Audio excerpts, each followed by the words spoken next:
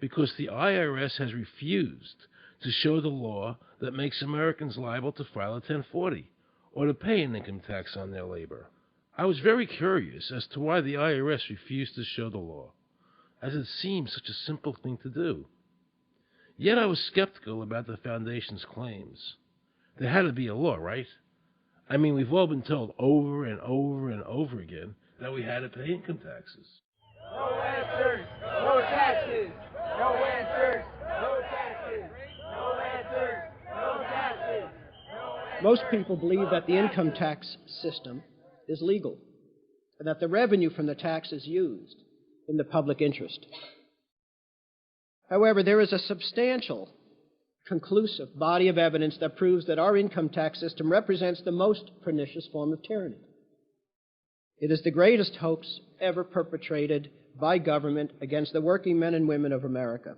American citizens, along with the Foundation, have been asking the IRS to specifically provide them with the underlying legal foundation upon which they administer and enforce the personal income tax laws in our country. At the national level, when people would attempt to contact somebody of a much higher authority, say the commissioner, same kind of thing. They would get answers that were in effect non-answers. There are a group of people standing outside today who assert that no law requires you to pay taxes and that you will not answer their petition to the government as to whether they're required to pay taxes.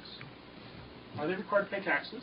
I've been paying my taxes ever since I had my first job, and I think it's a fundamental construct of our nation that those of us who expect and demand the services from our government that the government provides, be they the protection of our country through the military, or be they the education of our children, or be they the protection of our environment, that we must pay for those services.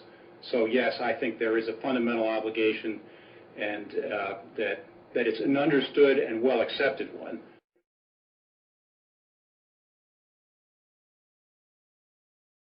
Joe Bannister and I had a meeting in the White House with President Clinton's economic advisor, Jason Furman. He accepted the remonstrance for the president. On June 2nd, I called and spoke with him. His words were, "We have decided that the issue of the legality of the income tax is not a high priority matter for the White House, and we will not be participating in any conference on the subject."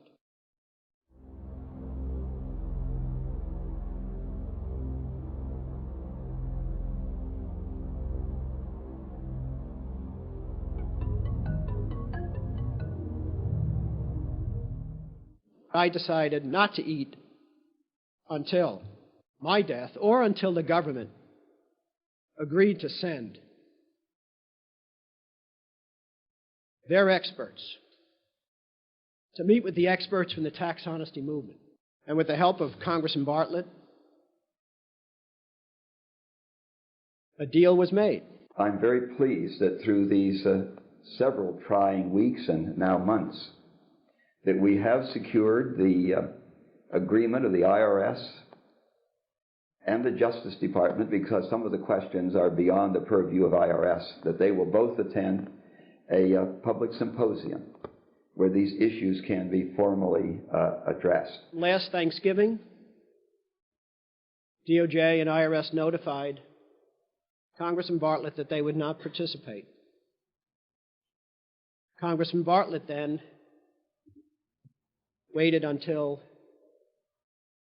late January. He informed me that he would not be participating. Why do you think you've been able to get away with not paying or filing your income taxes for so long? Well, first of all, I've not gotten away with anything. I'm not hiding from anyone. I'm simply asking the IRS to show me the laws that apparently require me to do these things, and they are suspiciously reticent to answer questions from me. And of course, there are millions of other people, many other organizations who have attempted to get answers. They act very suspiciously when asked to simply sit down at the table with the American people and discuss what their obligations are. Rather than pulling up a chair, they pull out a club. As a matter of fact, David K. Johnston of the New York Times asked Terry Lemons of the IRS, Why won't the IRS answer the questions set forth in the petitions from the American people? Mr. Lemon's response was, the government is answering the questions through enforcement actions in the courts. This is a very chilling remark on the government's use of brute force instead of civility and logic. The federal government itself refuses to provide the American people who are coercively being subjected to this extraction of their private property without any underlying legal justification. There is no law that requires the average American worker in the private sector to pay a direct, unapportioned tax on their labor and compensation for services. There is no law. The march will stop in front of the IRS building. They are now going to serve a class action lawsuit on the IRS. Very courageous. My name is Charles Bell, and I'm here to serve this complaint on behalf of the American people to the Internal Revenue Service. The complaint is accompanied by an affidavit that's under the hand of Robert Schultz. Case was served. We'll call you with the case number. Case has been filed. We'll call you with the case number. Thank you. Okay, thank you. We appreciate your time. America, baby!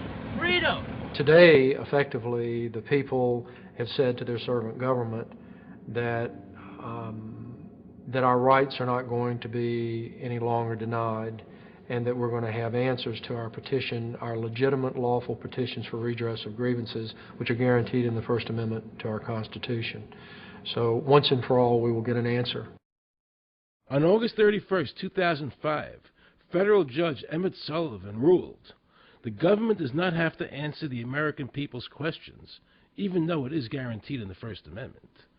Our courts have made a decision that government does not have to show the law that it enforces, and the press never reported on this. Have we given this judge the authority to overrule the Constitution, the very foundation of American life?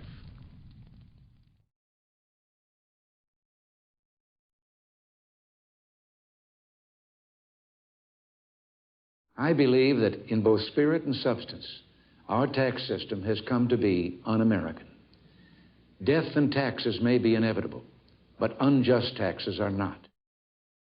The country's taxes must be fixed, and I know what to do with it. If you think you're paying too much now, just wait till I get through with it. Now, Mr. Hanley, I'd like to ask you something. What does the government do with all the money we give them in taxes? When President Reagan was elected, one of the first things that he did was appoint a blue ribbon panel of business people headed by Peter Grace, and is commonly referred to as the Grace Commission. And their job was to research all the various areas of the federal government and make a report. One of the quotes from the Grace Commission is, 100% of what is collected is absorbed solely by interest on the federal debt. All individual income tax revenues are gone before 1 nickel is spent on the services taxpayers expect from government. If we pay the salaries of the congressmen and the senators, we're supporting them, aren't we? Well, yes. Yeah. Well, then why can't we list them as dependents and deduct them?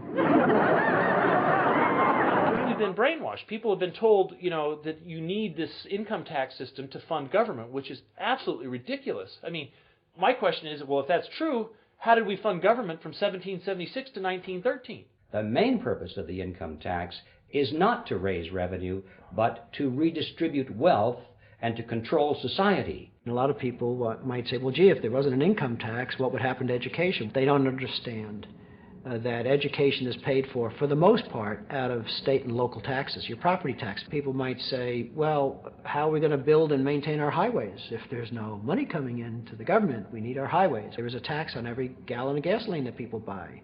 Proceeds from the income tax do not pay for highway construction. The amount of money that we spend on defense is exactly equal to the amount of corporate income tax, which is quite legal and quite constitutional. I think we should not want the income tax for several reasons. One is that It is the instrument of totalitarianism. It is the means by which the government can manipulate people and put you